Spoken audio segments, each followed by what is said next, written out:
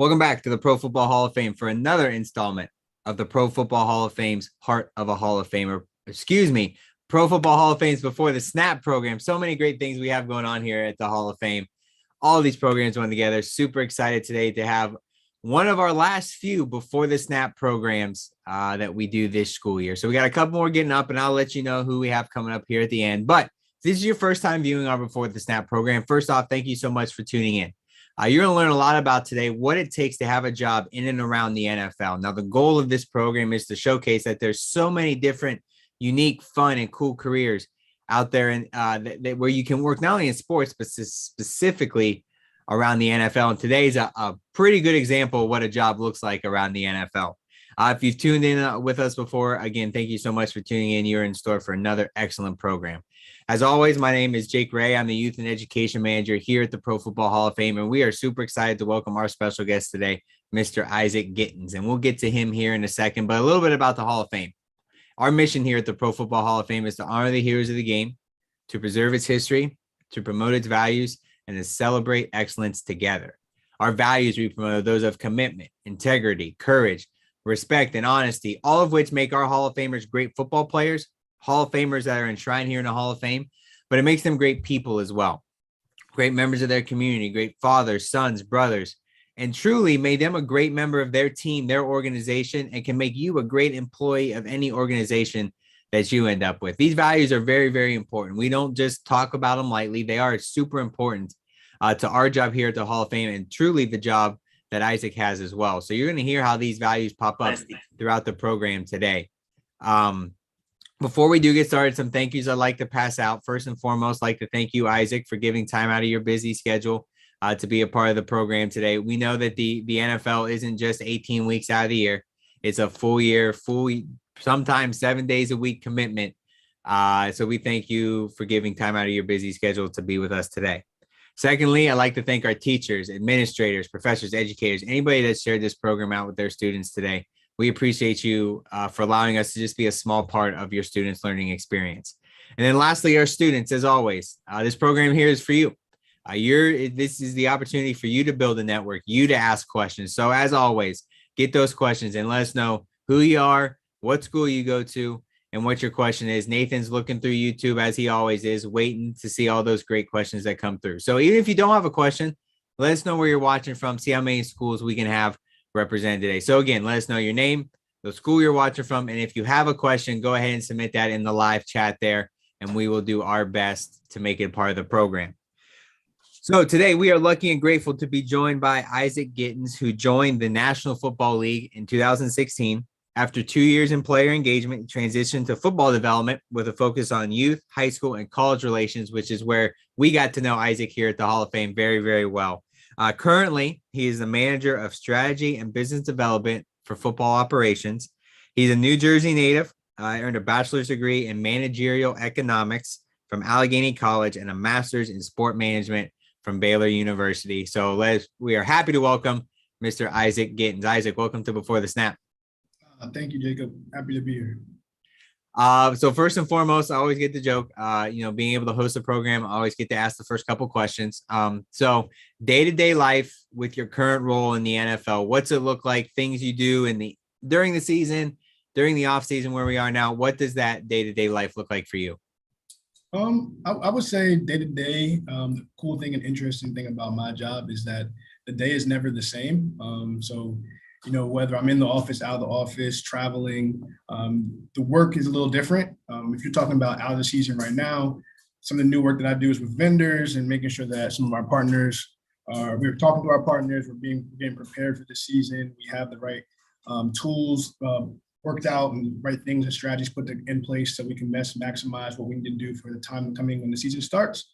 And then during the season, obviously, you're not doing that as much. You're more so making sure that the game is flowing, that we're working with the right people.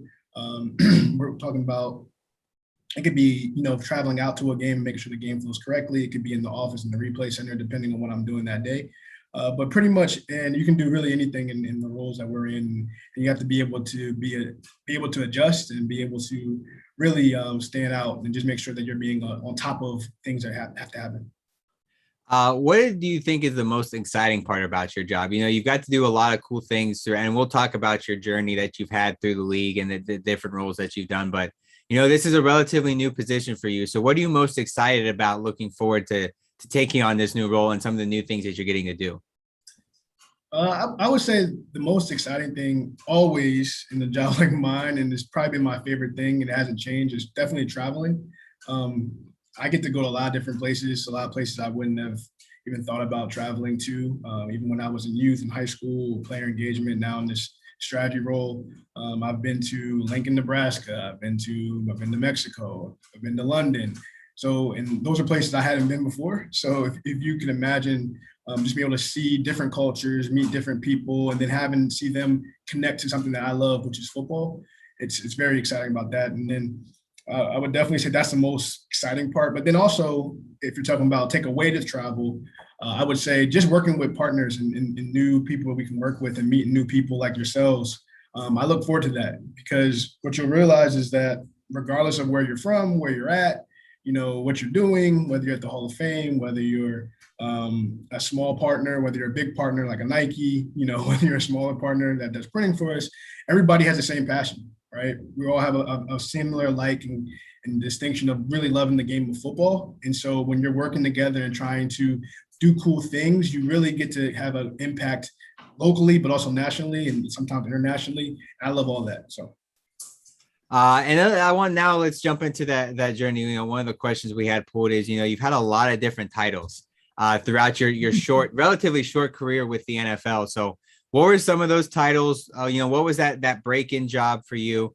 And talk about some of the things you've done throughout your time there with the NFL. Break-in job was player engagement assistant. Started August of 2016, so I'm quickly approaching year 6, right? But I would say what that was really focusing on the career paths and development aspects of guys that are current players and former players as they transition out of the league or as they're transitioning into the league, and building out programs for them. Whether it's what their interests are. So it could be broadcasting, it could be franchising, and really working on those programs. Then from that transitioned into like a broader role, working with some game initiative things, just looking at the game a little bit deeper on the field. Got to really hammer in back into like the game aspect of it.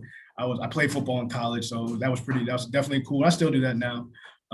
Then the youth and high school football space. And I think that was probably the longest role I've had.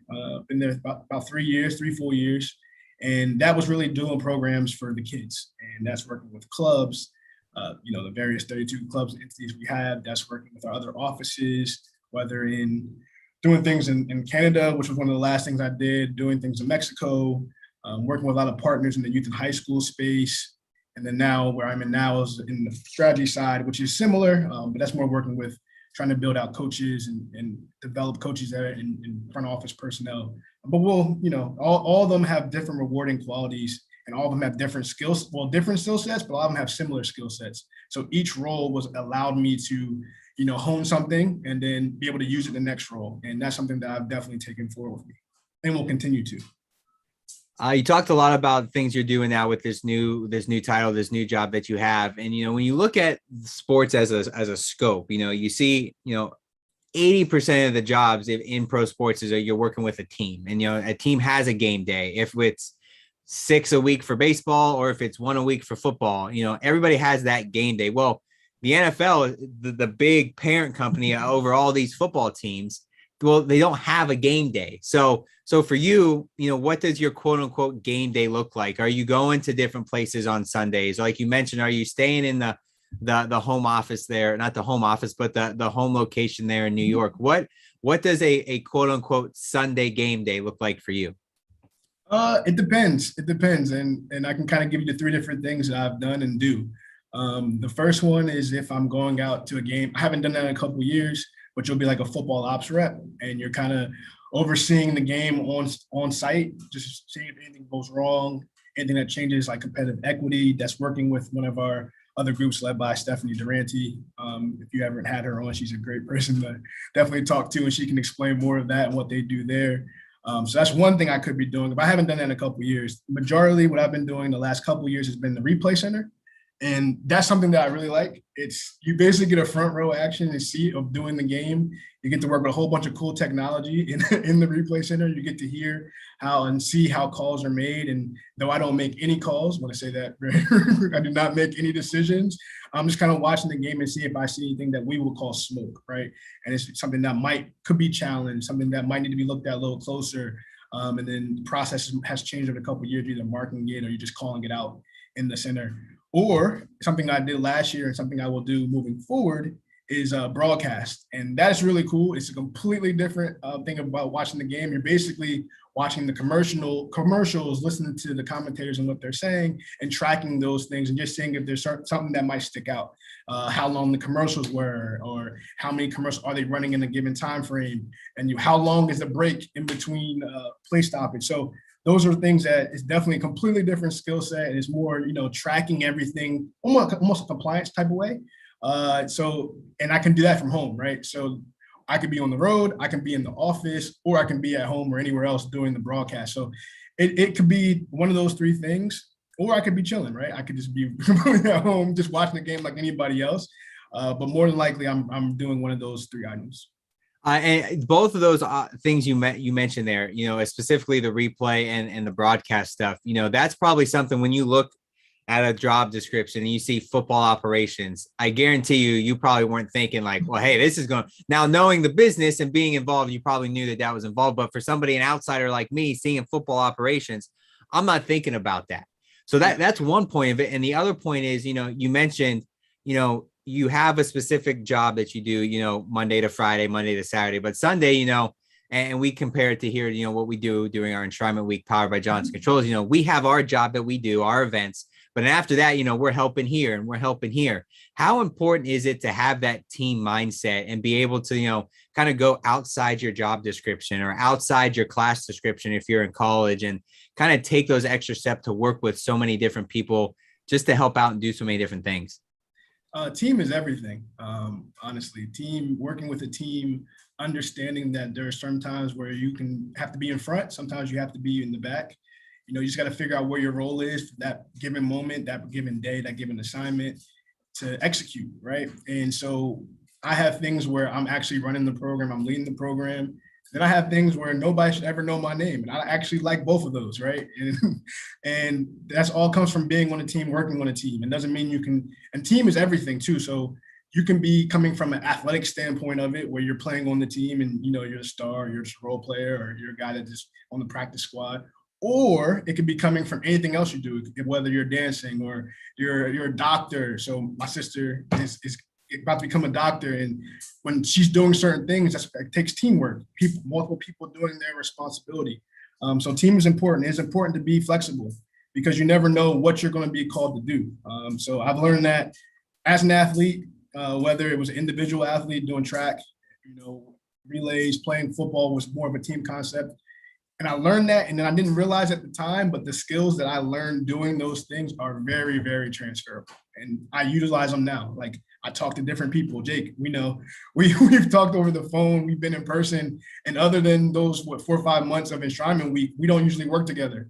But when it comes to that time, we're really like communicating all the time, whether it's text or a phone call or on site, we're talking and laughing about something. If something went wrong, we're trying to figure out why it went wrong, how we can fix it. So being on a team and working on a team and understanding that is very important.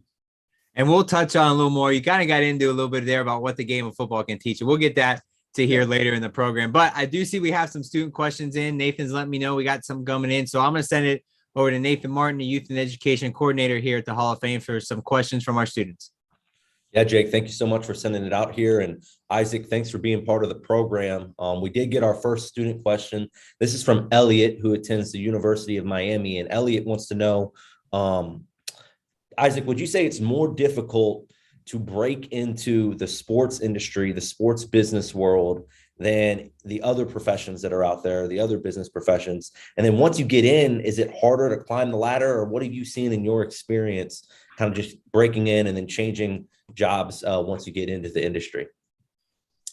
I'll answer the first part first, and then I'll come to the second one. I think breaking into the sports industry could be a little tough because there's only a finite amount of opportunities and jobs available, correct? So if you're in football, you have the 32 teams. If you're going NFL route, you have college, you have the 32 teams, and then you have the league office, right? And so you're kind of limited in those avenues of where you can go in professional football. However, the skills that you have, regardless of what you majored in, are going to be present in the sport industry. So in that respects, like as long as you are diligent, a hard worker, and you're doing the right things, and you're doing the right things with networking, and not the networking that you just are reaching out to people and then trying to get something from them, but actually, you know, a give and take there, you're trying to learn about something, or really fruitful networking. If you're doing those things, you can get into the sport industry. I can tell you real quick, I got my job from Twitter. I think I told Jake this. So Troy Benson is our EVP of football operations. I'm an Eagles fan. I grew up in New Jersey, South New Jersey, so Eagles country. So I followed him on Twitter, and I was in Texas at the time at Baylor. So he had sent out a tweet: if you're in this Dallas area, I'm going to be here for an event. Would love to meet you. Sent to everybody. I went, I showed up, and my break came from going to an event, having a brief conversation with them. I was already working in the sport world, but having that brief conversation got an opportunity. And I've been here 6 years now, and the roles have changed just about every 2 years, but you know, in a positive way. But that's how I got my break. So there's various entry points and various entry ways to get in. And I would say more than ever, there's a lot of different internships and things that weren't as prominent or present before. So 6 years ago, I've seen a lot more different roles that people can start from, basically as the time changes. So, you know, there's social media it was big, but it wasn't as big as it is now. So I've seen a lot more social roles. So there's various entry points that are available. Data analytics is also bigger in football now. So getting into it has a lot of different entry points. You just got to find the right one. And then secondly, I think the question was, Nathan, correct me if I'm wrong, once you get in, how do you progress? And how do you get different roles? Just always be on the lookout. Do a good job, number one. So doing a good job means your name is going to travel before you actually see the opening and opportunity. So people will know who you are before you actually show up. Your name will get there before you. And then two, as you're doing your good job and you're talking to people and people see your work, now you hear other opportunities. That's really it. And then LinkedIn, man, you use the power of LinkedIn. You should see how many people will reach out to you that have positions or want to talk about positions that you're interested in. And then that's how you can also progress as well. Yeah, I love all that. And I love you mentioned there LinkedIn at the end. Students, we've put Isaac's LinkedIn account. We put the link there in the YouTube comments. Go ahead, connect with him. But like he said, it's not hit him up and say, hey, you got a job for me. You know, it's got to be mutually beneficial for both groups. Ask follow-up questions based on things you hear today for sure. We got another student question though, Isaac, and this is from Anthony, who attends Bloomsburg University. And he's kind of got a twofold question as well. What's the most stressful or frustrating day that you've had on the job? And then flip that. What's the most memorable or the best day that you've had on the job working for the league? Oh, man. So when you work in a high pressure, fast paced environment, you'll definitely run into some stressful days and stressful moments. And I would say for me, the most stressful day would probably be an event. And it'll probably be something you've never seen, right? Something you never see. You don't see the stress going on. So I can give you a little thing. Was at Super Bowl, and I was actually assisting another group out, and we had a lot of people movements and player movements. And if you could have seen, I think I ran around the whole stadium in Miami trying to find somebody that was ahead of me, and I was trying to track them down, kind of get them to a certain point at a certain time, and that was super stressful. When you're looking at a clock and you have 30 minutes before everybody has to be at a certain point, and one guy is missing and you can't find them, and it's hard to get in communication and contact with them, I was stressed out. And it's hot. You know, you're wearing a suit and I'm running around. Like I would get like, oh, I'm in this location. I would run there and it wouldn't be there. And I'm like, all right, that was very stressful. But you would never see that, right? Because all you see is the end product and it looked great and amazing. But I was very stressed out. And I was also very, very sweaty. And that's one thing that I'll never forget. And then I think the best moment or the proudest moment I've had, there's a lot of them. There's definitely a lot of them. I would say they have to come in youth and high school football. And that's because I spent the longest time there and we did a lot of events. And I could pick a number of them. So there's never one that outweighs everything. But I would say whenever we're doing our Pro Bowl events, man, we have a lot of stuff going on. And I'm going to give a shout out to my team. So Roman, or my old team, Roman, Katie, Dan, Sanea, Kevin Booth, Taz, Natera, working with all of them and just completing that week of events. Really, it's a 2-week run because we go in the Super Bowl as well. And just completing all those. It could be 14 events in 14 days.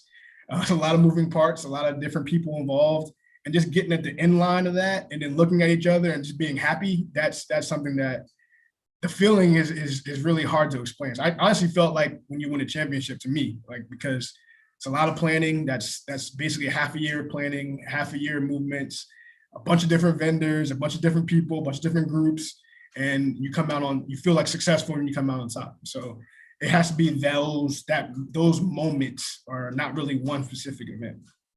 Yeah, I love that Anthony's question kind of took us to both ends of the spectrum.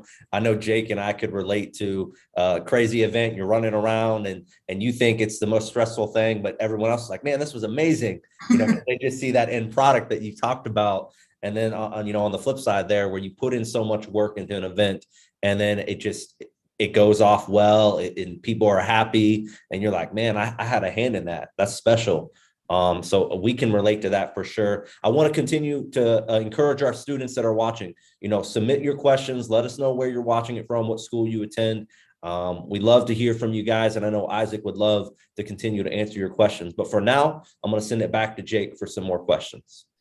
Awesome. Thanks, Nathan. And Isaac, I kind of want to dovetail off of what you talked about right there. And one of the questions we like to ask is, what's your favorite moment that you've been a part of? So you kind of talked about the ones that made you feel special and the ones that made you at the end of the day, like, hey, I was so grateful to be a part of that, but kind of take that away.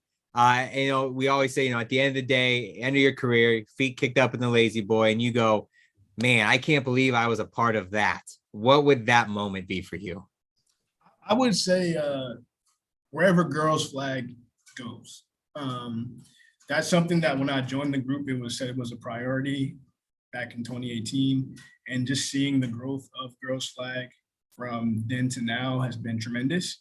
One thing that I'm truly excited about. And then just seeing that around, obviously we work with a lot of different partners to get that done, whether it's NFL flag, or whether it's Nike or any other person that's putting on girls flag events. Our clubs were big in that space, and just seeing those events. And the reason why I say that is I know my sister would have loved to play, girls flag when she was growing up. Or seeing now that there's scholarship opportunities at various levels, whether it's NAIA, JUCO, and as we progress, we'll continue to try to get into the NCAA space.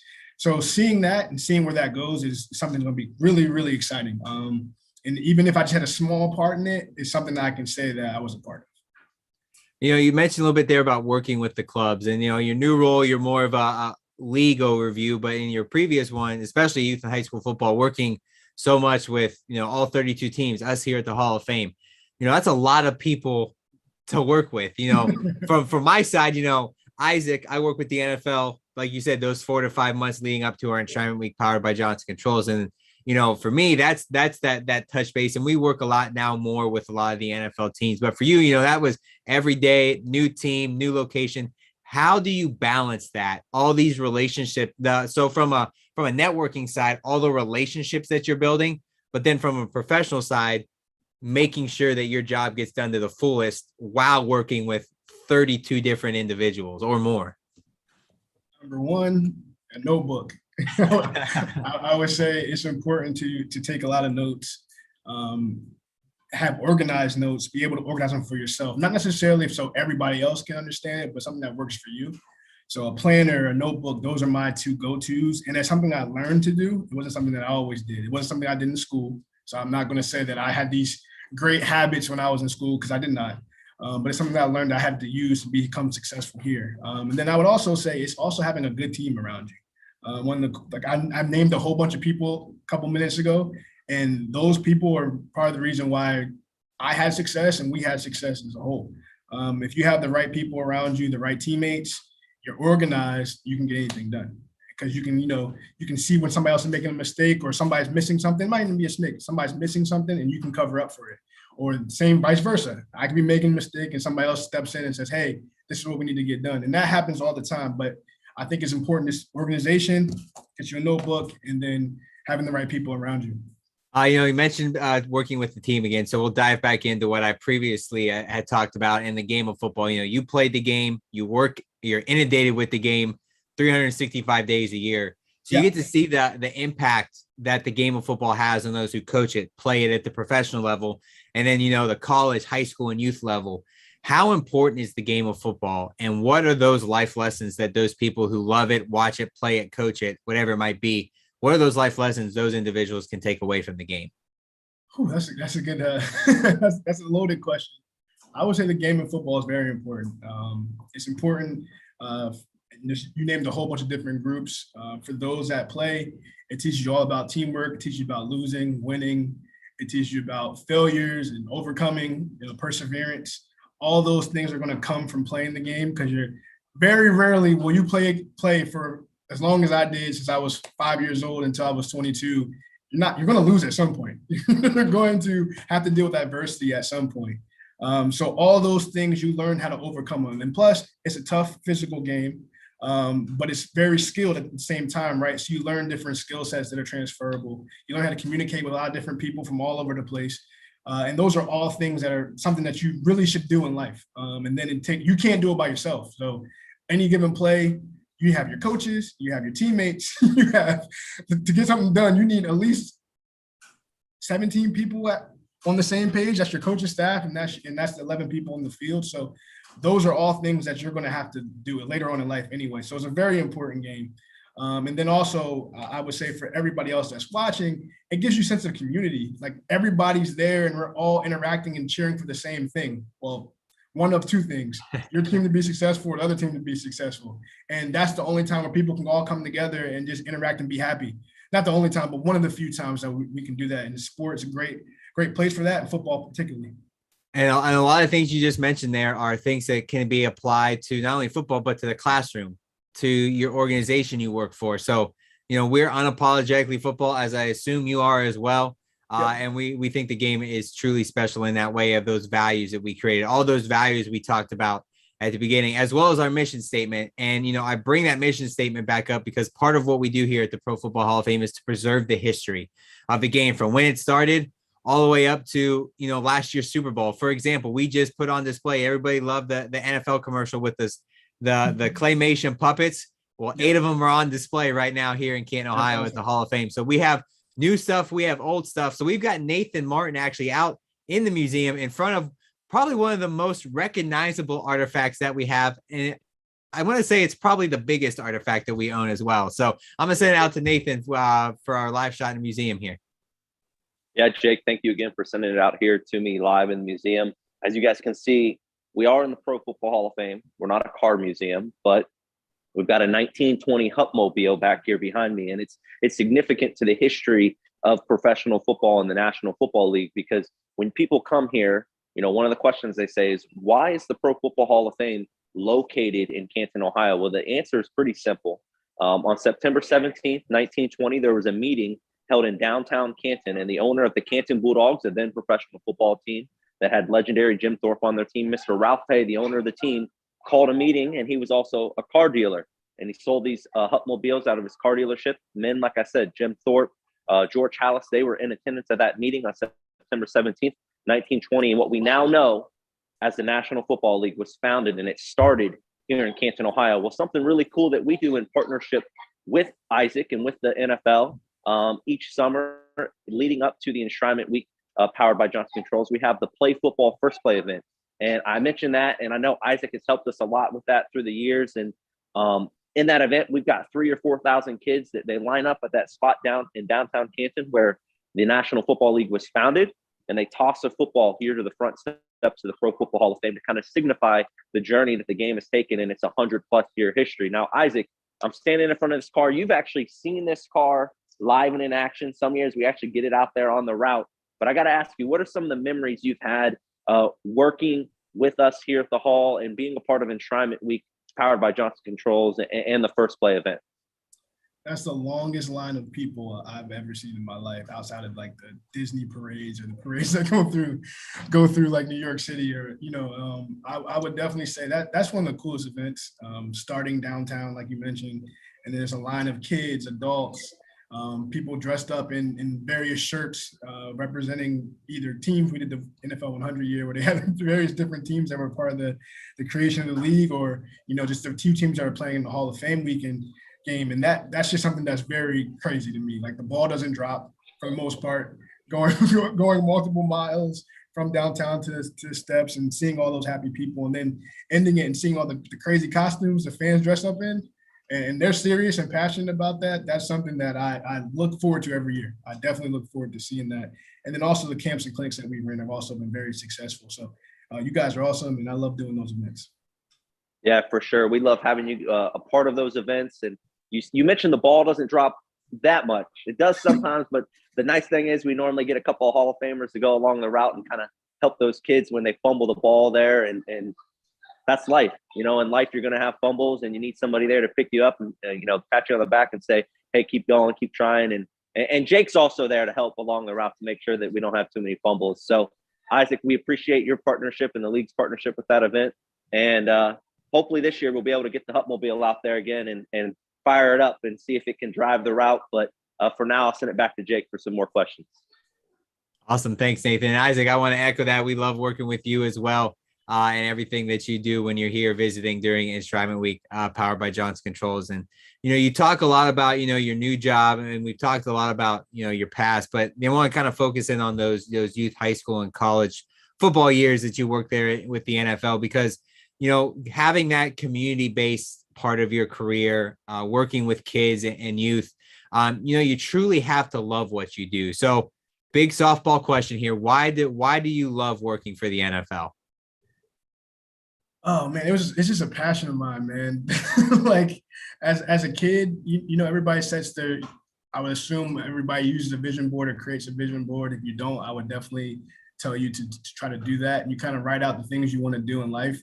Mine was, number one was be a professional athlete. Number two was make it to the NFL. Number three was make it to the NBA. Number four, like, that was like my whole existence as a kid.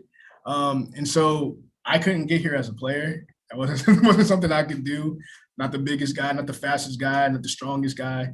But I still love the game of football. And so now I'm technically living out that dream that I wrote when I was a kid. It just adjusted.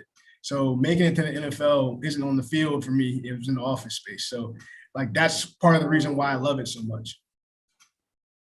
And I along the same lines, when we're giving presentations, especially about careers to students, I was the same way growing up. I want to be a professional athlete. And I always say, obviously it didn't work out because I'm sitting in this chair here talking with everybody today. So, but it is unique because sports are a passion for so many people. And growing up, you start to develop, well, I like sports, well, I like math or science, or I like history. How important is it for students, maybe even at a high school level, to find what they're passionate for?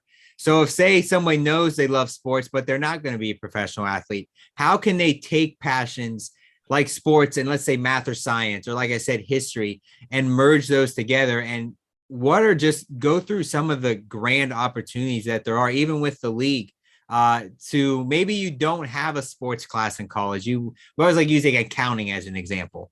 You'll get an accounting degree and never take a sports class, but every team, the Hall of Fame, the NFL, they all have accounting divisions, so you can merge those passions together. So what are some of those opportunities that people can take advantage of if they have a passion for sports and something else? I would just say, like, whatever your passion is in the career space, like you said, accounting, finance, history, there's a space for you in the sport world. I would just say that, like, I work with a finance guy all the time when we're looking over books. I work with historians when we're going through certain items. I work with people in sponsorship. I work with people so you can really, like, whatever you can think of, what your passion is. If you want to be, like, basically overlay it with a sports platform, you can do it. And like you said, you can go to any team or any league or anything, because at the end of the day, it's big business, and big business has all those things. Specifically, if you want to talk about football specifically, I have a friend that's a scout. I have multiple friends that are scouts. One of my roommates is a scout as well. He was engineer by trade. That's what he did. He's an engineer, graduate engineering degree. Now he works for the Pittsburgh Steelers doing scouting there, but he also does data analytics as well. So he uses that engineering background, the math background, and he's doing those things for that team. So whatever you think you have an interest in, you can start looking up things like, okay, what might this be? So go on LinkedIn, reach out to people, just talk and communicate, and I guarantee you'll find something in the sport world. And, part of finding that passion is taking on as many experiences as your schedule allows. We've always said that in college, it's important to find what you want to do, but it's also important to take these experiences to go, you know what, I really don't like that. And try and really direct your path to find the one thing that you're meant to do. And looking through your LinkedIn and doing some research on our own, we found that you actually got to volunteer when you were getting your master's degree at Baylor on college game day. And we all know what college game day is like. Can't wait for the fall to come back and that to make its travel around the country.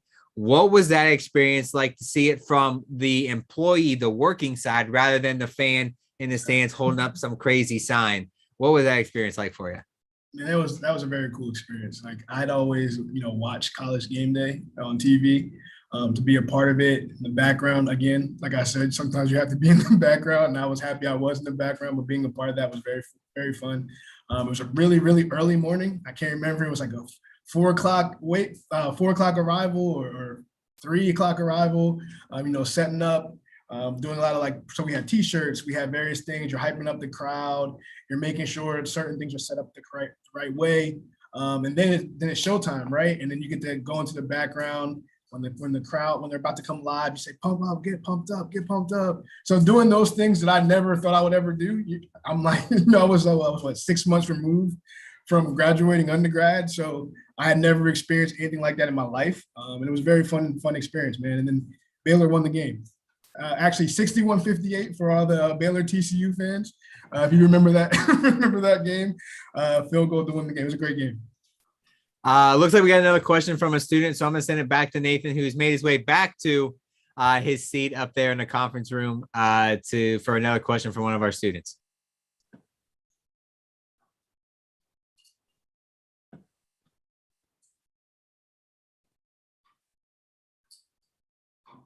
It looks like we got a little technical issues on his end, but like we say, technology, it is what it is. You got to roll with it.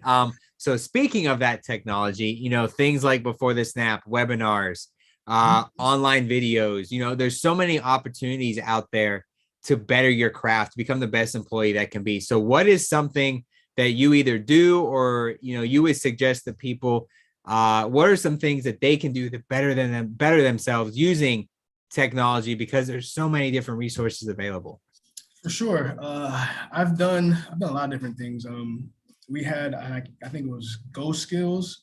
So when the pandemic first hit and we were at home, our VP, one of my colleagues, Roman, he said, we're going to brush up on some skills. So here's this Go Skills platform, kind of go in and take little informational classes, little small ones or short, learn some new skills. And I did that. And that was very, I think it was beneficial, and I learned a lot of different new trades and tricks. I also did some coursework, online coursework at at Harvard in their core curriculum, and got to really learn some different things, some items that I use today, especially when it comes to doing Excel sheets, and doing those things in coding and some small coding, not crazy coding, but small things, little skills that I didn't necessarily have before. So I just try to do things that are broad in me, but also make me more efficient in my current job. And also could be more efficient in my future job. And when you do those little things, it might not take a lot of time. It just keeps you fresh, and keeps you in that learning mindset. So we love technology, and there's so many ways, and it doesn't matter what you do. And if you don't like to watch a video, pick up a book. There are thousands and thousands of books out there that you can pick up to either learn a craft, learn leadership, read somebody's biography to learn what they went through. To help you better yourself in your career. So it looks like we got our technology fixed. So I'm gonna send it back now to Nathan for one of our another student questions. All right, here we go. I think we're good now. That was unfortunate there, but we got our student question ready to go. This is a student who attends Ohio State University. Curious, and Interesting question for you, Isaac. So I'll be curious how you answer it. They're just throwing it out there. What background do you need to be a sports agent? You work in the NFL. You've had some dealings, I'm sure, with players, maybe agents. What's the background that they would need to pursue being a student in Ohio State if that's the field they want to get into? That's a good question, and I don't want to mess that up. So what I would say is I'm not necessarily sure on the quote unquote background. I would assume you would need some type of legal route at some point to be an agent. I would assume you need some type of law background, law degree at some point. I don't know if that's 100% true, but that's my assumption. But I would say to better answer that question, I don't want to give you a wrong answer. I would just say start reaching out to a bunch of different agencies because they'll talk to you. Trust me, they will definitely talk to you. There's a good guy that I talked to, and I'll give him a shout out, Robert Ray. He's an agent, somebody that I've worked with in the past. He would answer your questions. He can give you some more background on there. I don't want to mess that one up. I get that. So this is a personal question, actually. This isn't from a student. So we've mentioned it a couple times, and I think this will be beneficial for our students that are watching it, whether they're watching it today or in the future. We've mentioned networking, and you've talked about that. What tips or tricks or advice would you give students, like when it comes to networking? You know, we've had guests on here that when they were in school, LinkedIn wasn't a thing. And, you know, they're like, oh, well, use LinkedIn. Well, how do I use LinkedIn? Like what specific tips and tricks maybe that you've even employed and used would you advise the students to utilize if they're trying to build a network that way? Sure. I thought I had something like relatively handy, but I don't. The main thing is follow up. That's the main thing I would say. Like if you meet somebody or you do an interview with somebody, follow up with them, right? And when I say that, you can send an email. That's one thing you can do and say thank you or blah, blah, blah, blah. I had a great time talking to you. Would like to learn more. That's one thing you can do, but I'm a handwritten note guy. Reason why is because the handwritten note actually is something that's tangible in my hand. It's something that I'll keep, even if I just stick it like on a card. I have a little shelf and I might stick a card there and just have it there. When I look over there, I see it, right? An email, I might just hit delete after I read it, respond, and then we're going through that way. So follow-up is very, very important.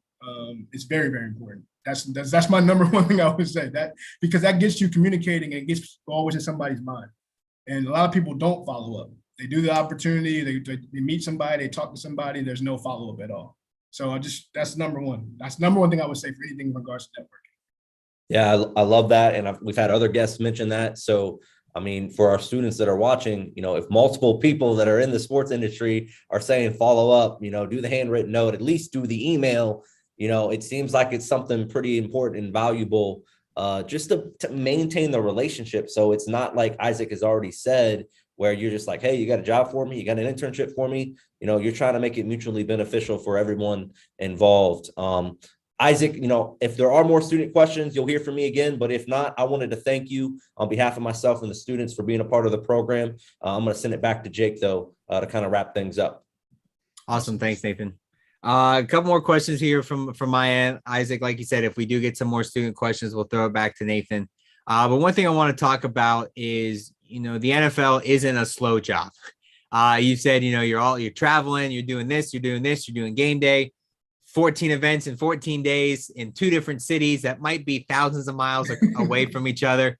Sure. It's truly a fast-paced environment. So how do you find ways to continue to grow personally and professionally in a job and an environment that's such a fast pace? Let's start professionally. Professionally, I have a coach. I'm not even gonna lie. There's somebody I talk to. I talk to them about certain things, certain aspects. I do read. I read a lot. One book that I would recommend is Ego is the Enemy. It's a great book. It's something that you always want to be careful of is your ego, because your ego can set you up for failure. You can never get too high, never get too low. Always try to stay even keel. So it's a great book. I would recommend doing that. And then talking to people, like I have mentors. Mentors are something that helped me grow professionally.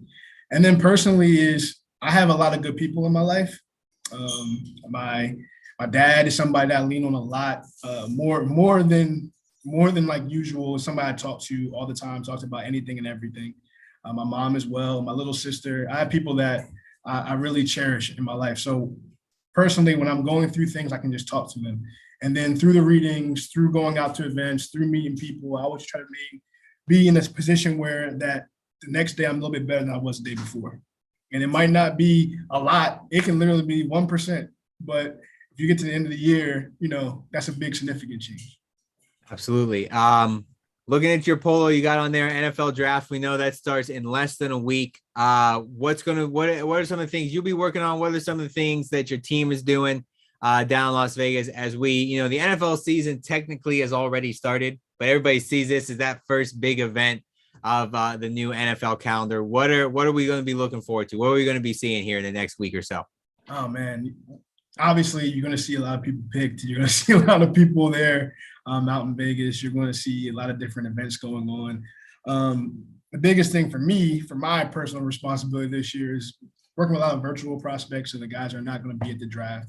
When they get picked and it pans into their home, that's what I'll be working on. So it's a relatively simple task for me this year. And I'm actually excited to take a little step back and just do that and focus on that and trying to be the best at that I can be.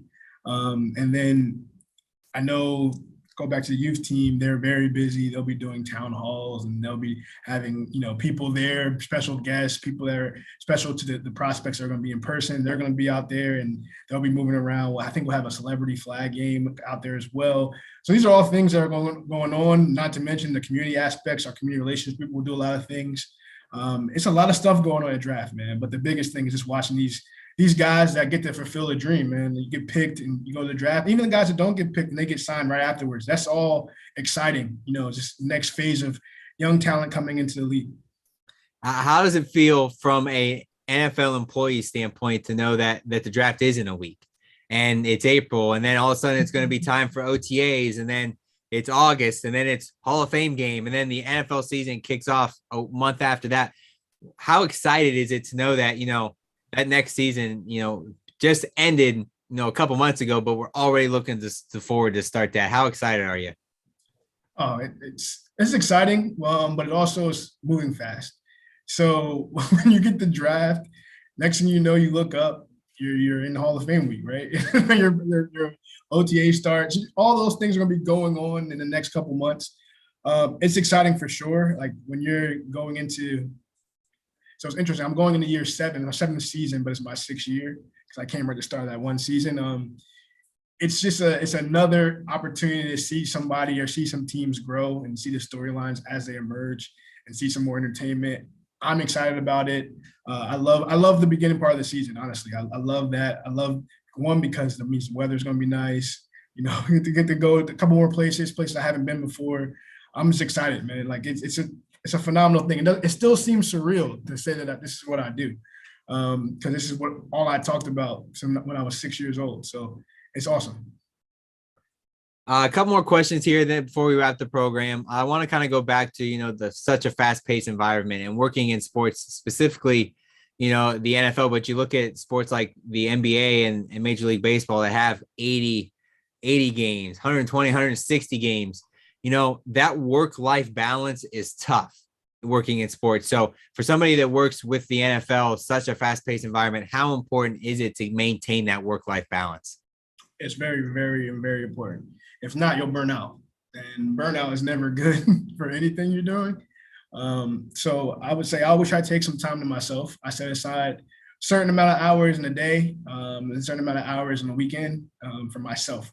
That's not negotiable. Like for me, like I need to have an hour in the morning where I go to the gym. I need to have an hour at night where I'm kind of taking a walk. That's just something that I like to do. And that gives me peace of mind and it keeps me in my routine. Now there will be times where I don't get to do it the exact hour I wanted to do it, or I can't get my walk in at that exact at 7 o'clock, like 7 o'clock, if that's my deadline, I'm not going to get it in there.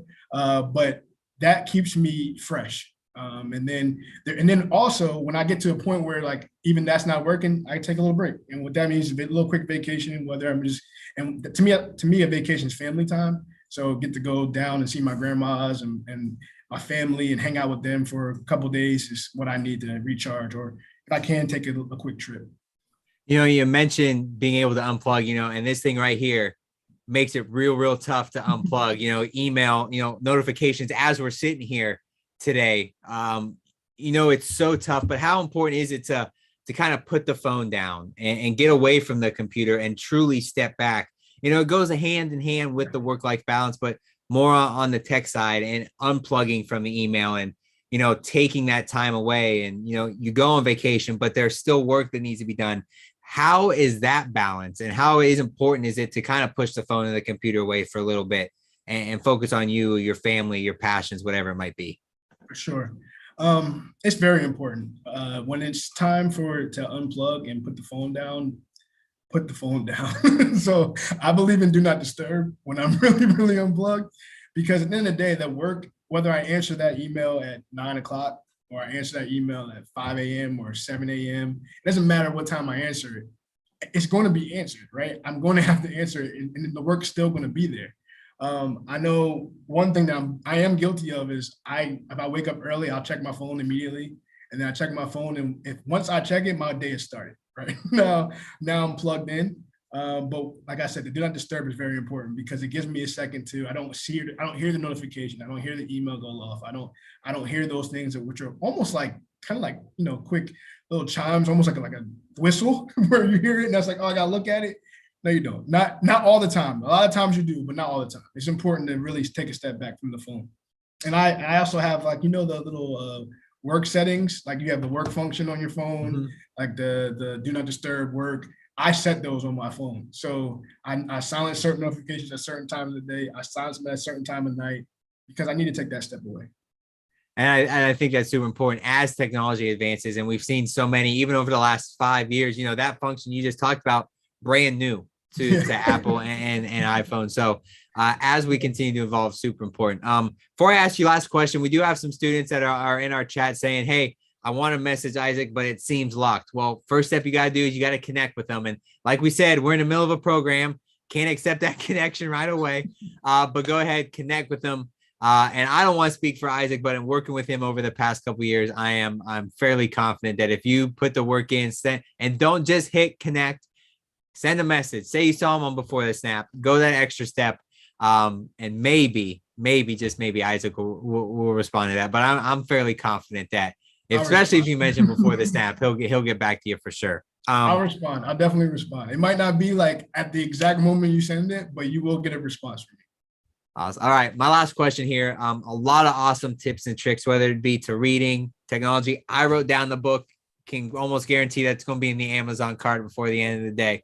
All these different things that you've said today. If there's one thing that students watching this live now, Nathan and I, students who are watching this 6 months from now, one thing you want somebody to take away from the program, what's that one last message? Let me think about that for half a second before I give you an answer. I would say be humble. That's the number one thing I would say. Take away, because you never know. You can be on the highest of highs and you can lose it all in a heartbeat. So be humble with all your accomplishments. Don't let anything get you to a point where you feel like you can't lose it all, because you can. And so I would definitely say just always remain humble. I think that is a great sentiment for athletes, for students, for young professionals, wherever you might be in your life. That's always a constant reminder that we need. So I think that's a great way to wrap up this installment of the Pro Football Hall of Fame's Before the Snap series. Got it right that time to wrap up the program with the Manager of Strategy and Business Development for the National Football League, Mr. Isaac Gittens. Isaac, again, thank you so much for being a part of the program today. Thank you guys. And I hope to see y'all in August. We can't wait. It's going to be here before we know it. And before we leave today, as always, follow, subscribe, whatever you have to do on whatever platform it is to everything we're doing here at the Pro Football Hall of Fame, as well as the NFL. And I also want to plug the NFL operations social media. One of the most, I think, underrated follows out there in dealing with the NFL and dealing with the game of football. Also, if you're a podcast listener, we've got some awesome podcasts coming out here from the Pro Football Hall of Fame, and Jameer Howerton, our host of the Mission Podcast. A lot of Black College Football Hall of Fame representation, a lot of we got some new awards that are going to be awarded as part of our Enshrinement Week powered by Johnson Controls. So tune in, hear all these great interviews. I believe he just had one with Nate Newton former offensive line legend in the NFL. So tune into those. Listen, Jameer does a great job. Some awesome stories that don't really get told. Jameer does really good job at telling all those great stories. I mentioned it accidentally at the beginning, but our Heart of a Hall of Famer program is another great character education program we do here at the Hall of Fame that's connected by Extreme Networks. We have our last one of those next week, Wednesday, 1 Eastern. Myself, I'm going to be down in Las Vegas with Hall of Famer Rod Woodson at a school there in Vegas. And we have a bunch of schools connecting in. 1 o'clock on the Pro Football Hall of Fame's Facebook page. Tune in, hear from him. We're going to talk about the Raiders, the NFL, the draft, his career, things he learned. He's a new head coach in the XFL. We're going to talk about his experiences and what he looks forward to doing that as well. So make sure you tune into that. And if you want to learn more about this program, the Pro Football Hall of Fame Before the Snap program, send us an email, education@profootballhof.com. We'll put you on our mailing list and you'll be the first to know as we near the school year next year about all the great programming that we have coming up. I mentioned upcoming programming next week. Logan Johnson from the Minnesota Vikings, who is a main contact of ours who works in their community relations department. We'll be interviewing him. And then our last program is on May 6th with a guy whose name is Jay Romick. And you may not know who that name is, but this guy has been with the New Orleans Saints organization for over 40 years. So he's seen a lot, seen the game change. So we're really looking forward to interviewing him and talking about all the great things he has done in the NFL. Isaac, I said at the beginning, the game of football isn't just 18 weeks. It isn't just Monday to Friday. Every day, you're looking at something. The game of football is involved in some way. So as we said, again, thank you so much for giving time out of your busy day. Thank you for everything you do for the game of football and truly your entire team there at the NFL and all the great help and everything you do for us here at the Pro Football Hall of Fame. So from myself, from Nathan, Jerry, all the way up to Mr. Porter, our president, I want to say thank you for everything you do for the game and thank you for everything you do for us here at the Hall of Fame. Thanks for having me, guys. It was fun. To all of our students, thank you for tuning in, and we hope to catch you right here next week for another edition